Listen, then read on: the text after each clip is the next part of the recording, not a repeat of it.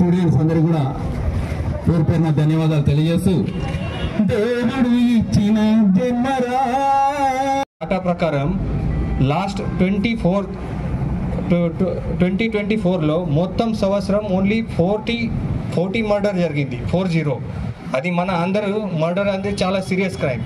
ఇంత జరిగింది only 40 murder జరిగింది. బట్ యాక్సిడెంట్లో చనిపోయారు 184 మెంబర్. ఆల్మోస్ట్ 4 to 5 టైమ్స్ ఎక్కువ మన యాక్సిడెంట్లో లాస్ట్ ఇయర్ చనిపోయారు. సో ఇది చాలా సీరియస్ ఇష్యూ ఉంది.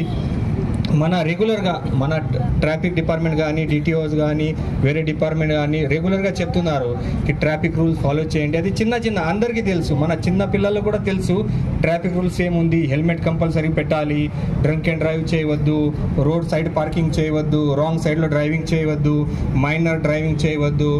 పాటించాలి. ఏంటిది, మనము హెల్మెట్ పెట్టుకోవాలి. Most important. ఒకవేళ బై ఛాన్స్ యాక్సిడెంట్ అయినా కూడా మనం బతికిపడాలంటే హెల్మెట్ లేక చనిపోయిన వాళ్ళు చాలా మంది ఉన్నారు. హెల్మెట్ పెట్టుకొని ఆ రోజు చిన్న యాక్సిడెంట్ అయిపోయినా ఏదో మైనర్ ఫ్రాక్చర్స్తో మిగతా ఫ్రాక్చర్స్తో బయటపడి తర్వాత ఫ్యామిలీని చూసుకున్న వాళ్ళు మంచిగా ఉన్నారు. సో హెల్మెట్ మనం ఖచ్చితంగా పెట్టుకోవాలి. అట్లానే ట్రిపుల్ రైడింగ్ కానీ, డ్రంక్ అండ్ డ్రైవ్ కానీ, ఓవర్ స్పీడ్ కానీ ఇట్లాంటి పనులు ఎప్పుడు చేయొద్దు. మనకు మునిగిపోయేది ఏం లేదు. ఒక 10 నిమిషాలు లేట్ అయినా ఏం కాదు, వేరేది ఏమైనా ఏం కాదు. డ్రంక్ అండ్ డ్రైవ్ కానీ, ట్రిపుల్ రైడింగ్ కానీ, ఓవర్ స్పీడింగ్ కానీ, లేకపోతే ఏదైనా బస్సును దాటేసి వెళ్ళిపోతాం కానీ ఆపోజిట్గా ఏమొస్తుందో మనకు తెలియదు.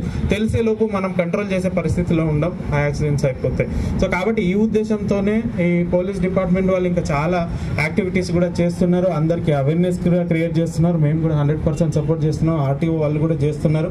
మీరు కూడా ఈ మేము చెప్పిన విషయాలన్నిటి కూడా మీరు 100% ఫాలో అవ్వాలి.